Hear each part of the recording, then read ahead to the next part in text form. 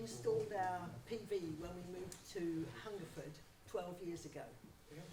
So we started with the solar panel, that's what it was called then, but that gives us hot water through from April to October, and it's done every year since. And I'm sure we've paid for it, because in those days the government was given quite a generous grant. So that's what we did, and the first year, and then the second year they came, same firm, Solar Plus, came back and installed the panels. Now we've got an awkward shaped roof, and that's one of the reasons for actually presenting a little bit here, because our roof is shaped like an N. This is the side that's facing southeast, so that's our solar that gives us hot water, and here's the PV, and then over there you can see the middle. So they debated, can we do this? And I can assure you they've done it and it works. So we've got 7 PV panels, and the grant that we've got back every year since 12 years ago when they were put up has roughly halved our energy costs. But I know the whole system has changed now. But we're just to say to you that don't get too panicky if you've got a slightly awkward shaped roof, because it's perfectly possible to squeeze some panels in, and nothing is facing pure south. It's either southeast or southwest or something or other. But anyway, what we've generated in the last 3 years is 3,651 kilowatts, and the payback from the government on that has been 2,100 roughly. So, but we were guinea pigs. We were in this early stage when people were experimenting. So you get the feed-in tariff, don't you? That's not available anymore. That's it. Do you get feed-in tariff? Okay, I get the smart export guarantee, which basically means nothing. So it covers 5. I get 4p kilowatt hour. So. Yeah, you want to say something, and then I'll do my bit? Very quickly, you learn by our mistakes. Yeah. Experience. Experience. Yes, whatever. I had a colleague who said, when the guff is thin, wheel the visuals in. If you've seen one solar panel, you've seen them all. But my point would be, we had to persuade our company to put them in places which they thought were marginal. Well, with the increase in the price of energy, it's paid for itself several times over. The other mistake we made was, because I didn't have enough money, we split it into 2. Now, unfortunately, in those days, the component price and the installation process were about 50-50. Now the components have gone down, way down, but the installation is going up because of the cost of labour. So my big tip would be, if you're thinking of doing this, try to think and envisage exactly what your future needs are going to be, and have one installation, don't pay for 2. It's an expensive business. Oh, and the other thing is, watch out for pigeons. Yeah. They like to nest underneath. But fortunately, we've got a wonderful neighbour several doors down the road who's got a chimney sweep pole, and we've managed to get rid of them. Where the pigeons are somewhere else, I open the window and with one of the grandson's water pistol, I have a go at them. It works a treat. Right, that'll do. Thank you very much. Right, so again, just move down one more slide. So that Mark and Francis are at one corner of Priory Road, and I'm at the next, just around the corner. So I had my system installed in January this year. And it's a 22 panel east-west facing system. So on my garage, you can see a picture here, it's 11 panels down one side of the garage, and it's 11 panels down the other side of the garage roof. So I get the morning sun and the afternoon sun. But I still generate right now up to 40 kilowatt hours a day on a good day. In January, I generated 4 kilowatt hours a day. So you can see the difference between January effect. This is what Jandy was talking about earlier.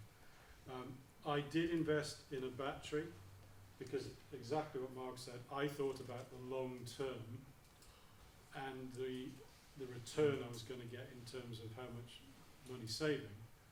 And frankly, because I had the availability of the cash in the bank, it returns more money than the interest you would get, basically zero interest on the bank account. So you put it into this and get the money back, and it's not only beneficial for the environment, it's beneficial for your wallet as well. I also have the solar hot water. So whenever I'm generating too much electricity, which is pretty much every day at the moment, first of all I fill the battery, and then second of all I heat the hot water. And as I said, I turned my gas hot water off at the end of March. It hasn't been on ever since, and I just dump enough energy in every day to heat the hot water. And I've changed the way I live, which is why I try to wash clothes and dishwasher use during daylight hours, so I'm using the energy that's free rather than coming off the grid. I haven't yet been through an autumn and winter.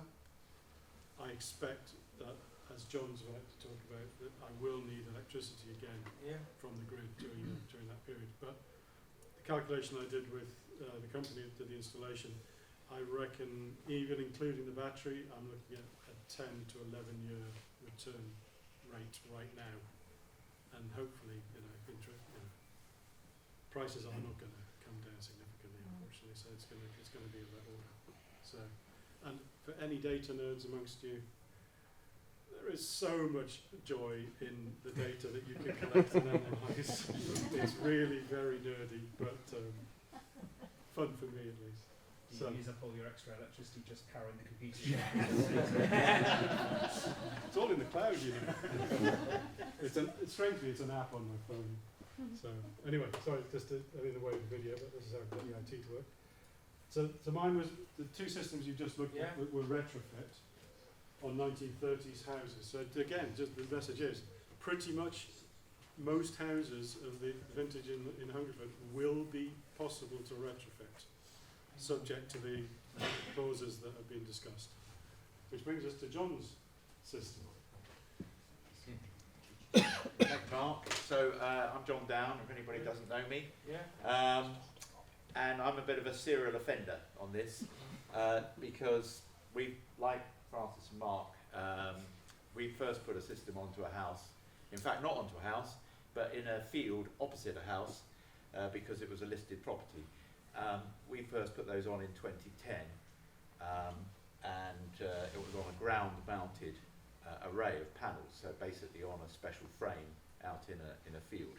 But anyway, when we moved to Hungerford, we were in a fortunate position to be able to build a new house, but nothing of what we've done on this in solar or related matters is specific to new build. All of this could be done with a retrofit on an existing building.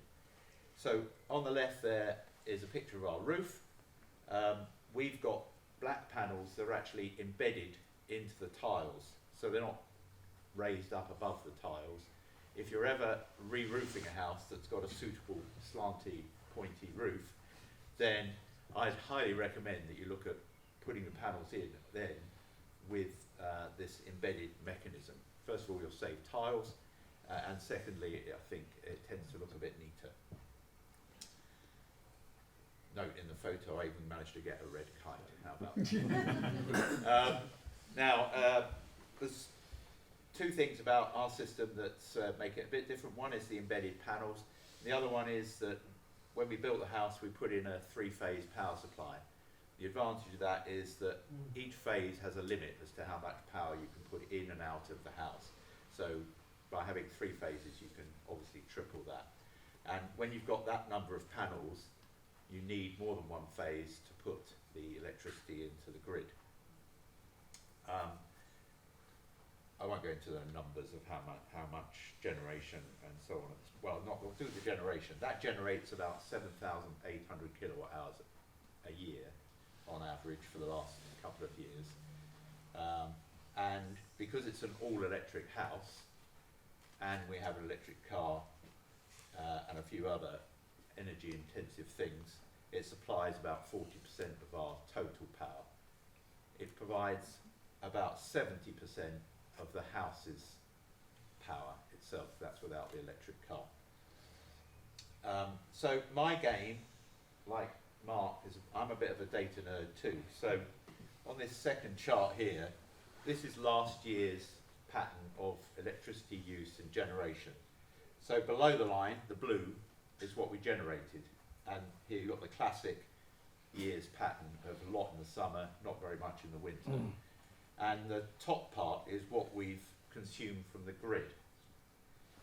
Again, higher in the winter, low in the summer, mainly because we're generating all this power from the sun.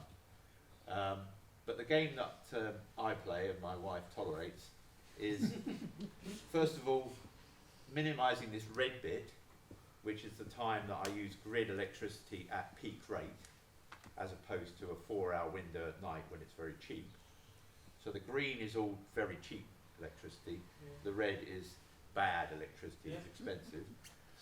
And on the blue, the dark blue is what we actually consume in the house, and the light blue is what unfortunately I send into the grid, which is a very low amount. And the whole trick, if you're getting into the battery thing and using an electric vehicle, is this balance between the pattern of usage, the pattern of sunshine, and the capacity you have to temporarily store any energy.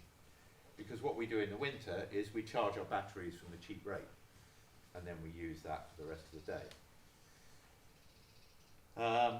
Obviously with something like an electric car, you've got the opportunity to spill, as I might call it, spill any spare electricity into the battery of the car rather than it going to the grid.